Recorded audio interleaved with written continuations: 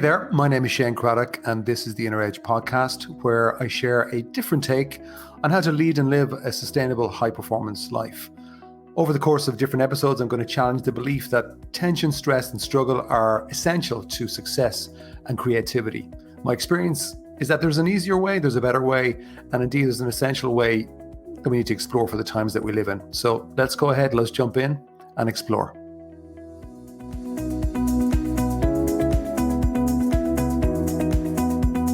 Hi there, welcome to today's episode. This one is a little bit different on my side because if you saw me, I'm in my car, parked on the side of the road. I'm on my way back up from Kerry. I was in Killarney for the last couple of days with a client and his company. They do an annual retreat, and he'd asked me to come down to host part of it in terms of running some workshops for the team and for the company. So that was really great. Killarney's amazing. We got great weather. So I'm on my way back up. So I had planned to do this. Just the only thing is I don't have my usual office gear, podcast recording gear. So it's a little bit of an experiment. So if the sound isn't quite up to scratch, please forgive me. The content hopefully will make up for it. So this retreat actually was interesting because I was kind of given a little bit of free rein to do what I wanted to do. So I pretty much focused, if you listen to all of these podcasts so far, you'll know that I'm a massive fan, obviously, of the inner game. I would have started off my career really, I suppose, helping people in the outer game. So really, ultimately, I was trying to help them to get better, improve their performance. And then that evolved into kind of helping them also to enjoy their life. And as I got looking at that and all the different problems that I thought I was trying to help my clients solve, I realized actually from my point of view that the real essence of solving the problems was mostly on the inner side. So the takeaway that I want to give you is probably some things that kind of come up during this retreat. And I suppose that the takeaway at the start is like what you think is going on most likely isn't true, right? And maybe to kind of lead us into that, I'll just share a story that the CEO was very open with. I was doing a section yesterday where I was talking about, probably the most powerful element of personal and professional growth is the day you realize that your inner voice isn't you. Now, I know some people listening to this will go, yeah, I get that. But I also know that some people will be listening to this now kind of going, what are you talking about? And it was quite funny that, because I've been that person myself, but in the room yesterday, and by God, it's just great to be back physically present with people again, just running a physical workshop. It's just something different about that energy in the room. But one of the people was very honest and said, my inner voice right now, all it's saying is, what is this guy talking about? What inner voice? Like, what's he talking about? And as I said, well, that's the inner voice I'm talking about. I said, the difference between me and you is that I know that inner voice isn't me. And of course, you can imagine their perplexed look and even what's going on inside and think, well, hang on, if that inner voice isn't me, then like, what's me? Who am I? Now, that's a whole other question, but that is a zinger of a question because that is the sweet spot. But when you realize that, like, you have a mind, the nature of that mind is to generate thought, and that thought is often expressed through the inner voice in terms of its comments. It's also expressed, obviously, through, memories or your imagination or perhaps an insight, but it comes through thinking. But that inner voice isn't you, because that inner voice is coming really from a body of the past. Now, I'm not even going to get distracted with that. But anyway, as I was saying all this, I was just trying to give examples of saying, listen, that inner voice is commenting all the time. It's commenting on me as I'm speaking. Even now, as you listen to this podcast, it's making comments, will I agree with this? Or where's he going with this today? Or, oh, I've heard this one before. It's always commenting. It's narrating on your life. What we don't always consider is the impact that has. And also the fact that very often it's giving you information that is flawed, right? So I shared some examples, and then a few minutes later, the CEO said, listen, actually, I want to share something there, Shane, and said, listen, just being really honest with you, I've just realized the extent and the subtlety to and the power to what you're talking about. He said, yesterday, when I was doing my presentation to the company, and I was kind of giving updates as to what we've done over the last 12 months, and I was pointing out different things, and I was also then sharing information to do with the growth and the plans of the business. He said, you moved in the corner, and he said, this is the first time you've been at, I suppose, this event with me, and so it's something new for me.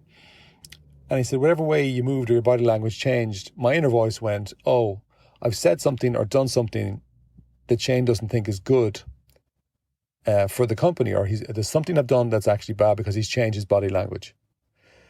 And he said it's been in my mind for the last 24 hours and actually did throw me a bit. Now, I have managed to kind of step back, rationalize and say, well, is there anything to back that up, or where's the evidence, which is really good in terms of how they handled it. But he said it did throw me, and it has kind of distracted me a little bit because I thought maybe I've got off to the wrong foot.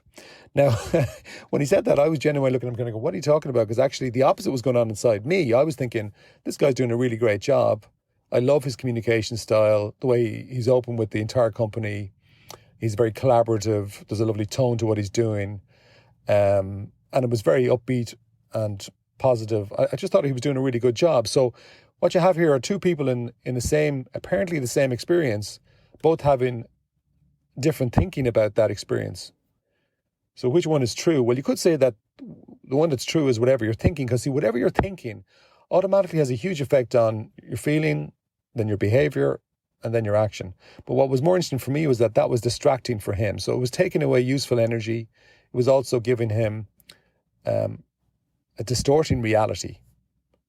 All right, now, and it's funny, then I was sharing with him, well, okay, I recall a story when I was first getting into running workshops and doing public talks. At the start, I would have been, nervous and everything else. You're just doing something new.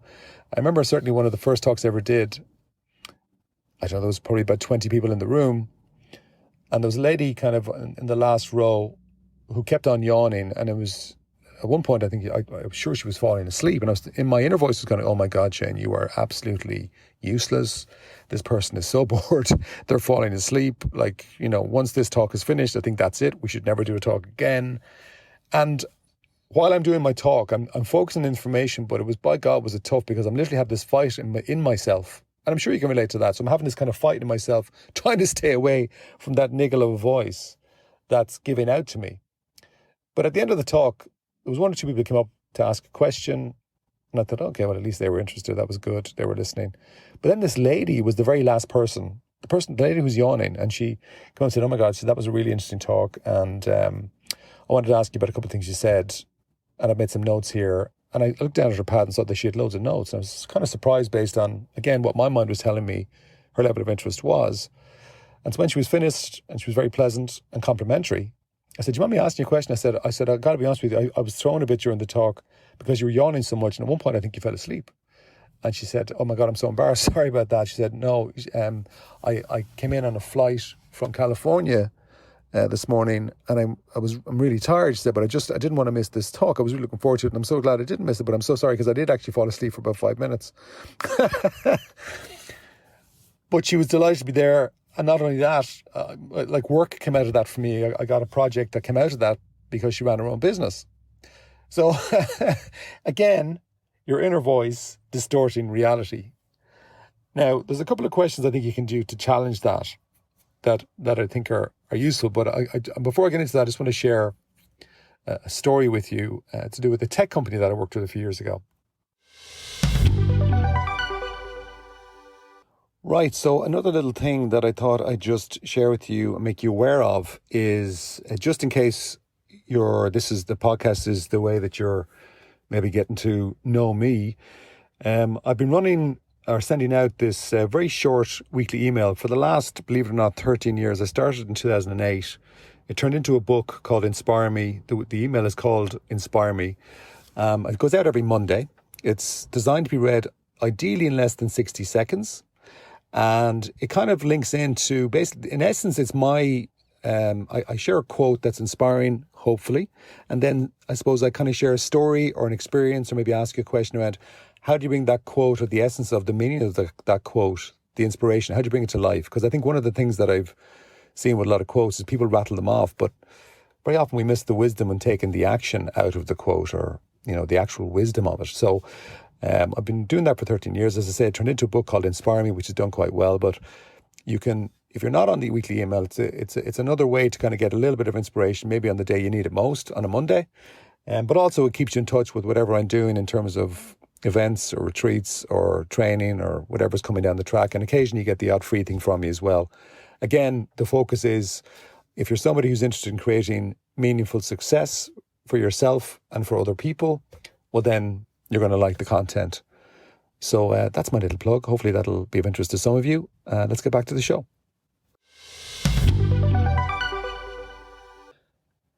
So I was doing a body of work for this company. It kind of ran over a few years. And I was working with the principal in a very large section of the business, and also with their lieutenants. And so I used to meet them maybe once, initially every month, and then we kind of moved it back to once every 2 months, and there's other stuff going on in between. But I always remember one of the people, the lieutenants that I was working with, was a very aware individual, but also didn't really want to talk about the inner side of things at all. And that's fine, up to a point.